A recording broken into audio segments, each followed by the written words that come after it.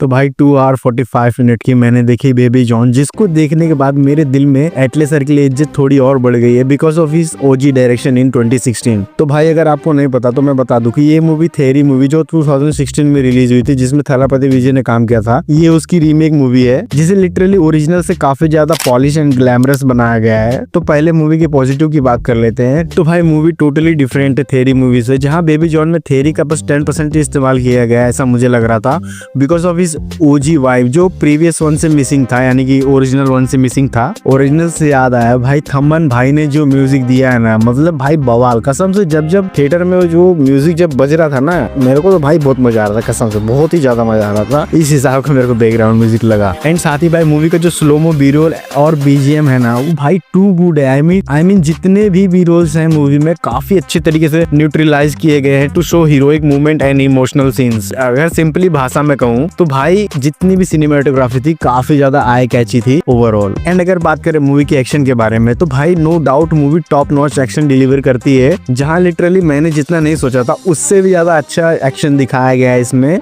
अब एक्शन की बात चली रही है तो आप उन वीडियो को कैसे भूल सकते हैं ब्रो। सच में जैसा वीडियो का नाम है मूवी में बब्बर शेर, वैसा ही कैरेक्टर जग्गू दादा ने प्ले किया है या दिखाया है हम लोगों को। बल्कि एक्टिंग के मामले में मैं तो ये कहूंगा कि भाई जग्गू दादा ने ना ओवर शेडो कर दिया है बाकी सभी एक्टर्स को मेरे हिसाब से। क्योंकि भाई वरुण का पता नहीं, जब कॉमेडी की बात होती है वो काफी ज्यादा ठीक ठाक करते हैं, बट अगर वही सीरियस सिचुएशन की बात आ जाती है जैसे जस्ट लाइक बदलापुर, तो पता नहीं क्यों बदलापुर के बाद से मेरे को वैसा वो एनर्जी या काइंड ऑफ वाइब देखने नहीं मिला जो मतलब लगे कि हाँ भाई अब वो छोड़ने वाला नहीं है। ठीक है, जैसा कि हम लोग को थेरी में भी देखने मिलता है, बट यहाँ पे मेरे को वो चीज मिसिंग लगी। ऐसा लग रहा था कि मतलब बस जबरदस्ती काइंड ऑफ थलापति विजय की वाइब जोड़ने की कोशिश किया गया है। मतलब थलापति विजय की कहीं से भी वाइब नहीं आ रही थी, बट उसे जानबूझ के उसमें मतलब चिपकाया जा रहा है कि भाई नहीं दिखाओ उसको, थलापति विजय सर की वाइब आनी चाहिए कैसे भी करके। क्योंकि भाई सच में आप उस ऑरा को फील कर सकते हो हर इस कैरेक्टर के जिसे आप स्क्रीन पर देख रहे होते हो। एंड फॉर मी इस बार जग्गू दादा का कैरेक्टर अकेले ही सब कैरेक्टर को मतलब फाड़ रहा अकेले मतलब। एंड अब बात करते हैं मूवी के नेगेटिव साइड के बारे में। तो गुरु पहले मैं बात करना चाहूंगा मूवी की स्क्रीन प्ले और प्लॉट के बारे में। मतलब भाई जिस हिसाब से लिखा गया है ना भाई, ये अनएक्सपेक्टेड था मेरे लिए। अच्छी खासी स्टोरी की वाट कसा लावायचा है ना, ये फक्त प्राइम एग्जाम्पल आहे।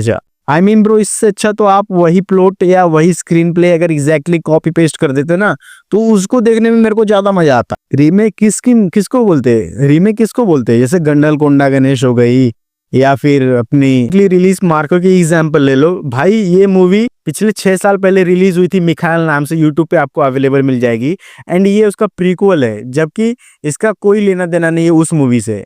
उस स्टोरी को एक स्पिन ऑफ दिया काइंड ऑफ, जो काफी ज्यादा सही था। एंड इस मूवी यानी कि बेबी जॉन में भी हमको यही देखने मिलता है कि इसको स्पिन ऑफ करने की कोशिश तो की गई है, बट जिस हिसाब का आप मतलब एक्सपेक्ट करते हो उस हिसाब से मतलब स्टोरी काइंड ऑफ लैग करती है भाई मेरे लिए। भले से एटले सर अभी यूनिवर्स को बिल्ड कर रहे हैं इस समय, बट देन ऑल्सो भाई स्क्रीन प्ले के नाम पे ये प्रीवियस जो रिलीज हुई थी मैं उससे कंपेयर कर रहा हूँ थेरी से, तो भाई उस हिसाब से काइंड ऑफ काफी ज्यादा लैग करती है। एंड थिएटर में आपको खुद ही मतलब आपको अंदर से फील होने लगता है कि भाई मूवी को जानबूझ के खींच के लेंदी बनाने की कोशिश की गई है। एंड भाई जिस बी रोल की मैं अभी तक जिस सिनेमैटिक बी रोल की मैं अभी तक तारीफ करता हूँ, उसी चीज की मैं एक डाउन साइड भी बताना चाहूंगा भाई। यही बी रोल जब लास्ट क्लाइमेक्स सीन में चलने लगता है तो काइंड ऑफ हिंट ही नहीं मिलता कि मतलब क्या चल रहा है स्क्रीन पे एंड क्या होने वाला है, मतलब अलग ही नशे। तो भाई अब बात करते हैं मेरे ओपिनियन के बारे में। तो अब कुछ लोग सोचेंगे कि इसके पहले क्या चल रहा था, तो भाई वो मेरा रिव्यू एंड पीओवी था थिएटर में जब मैंने उस मूवी को देखा था। कुछ चीजें थी जो मतलब अगर नहीं होती तो लिटरली ये प्योर एंटरटेनर हो सकती थी।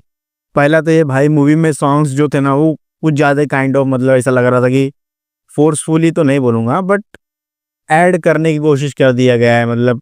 एंड जरूरत भी नहीं थी, जबकि बैकग्राउंड म्यूजिक ने ही इतना ज्यादा मतलब अपने कंधे पे मतलब ऐसा थम रखा हुआ था कि भाई नहीं तेरे को डूबने नहीं देंगे। बैकग्राउंड म्यूजिक ही काफी था, सॉन्ग्स को ऐड करने की जरूरत ही नहीं थी। सिंगल रहने दिए हो तो उन लोग को यूट्यूब पे ही, वो ठीक होता। अगर सॉन्ग्स नहीं होते और स्क्रीन प्ले थोड़ा और बेटर हो सकता था, उसको अगर बकचोदी नहीं हुआ होता ना भाई, प्योर एंटरटेनर हो सकती थी। अगर वही कॉपी पेस्ट होती तो भी, बट यहाँ पे थोड़ा सा मतलब दही चावल कर दिया गया है, दाल चावल नहीं दही चावल कर दिया गया है।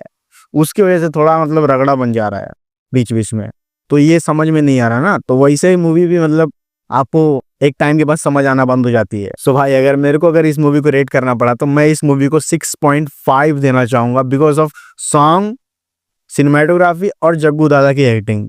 इस चीज की वजह से मैं 6.5 दे रहा हूँ। एंड मिलते हैं अगले नेक्स्ट मूवी में, ऐसे ही देखते रहिए, तब तक बोल्डी एक्सप्लेन।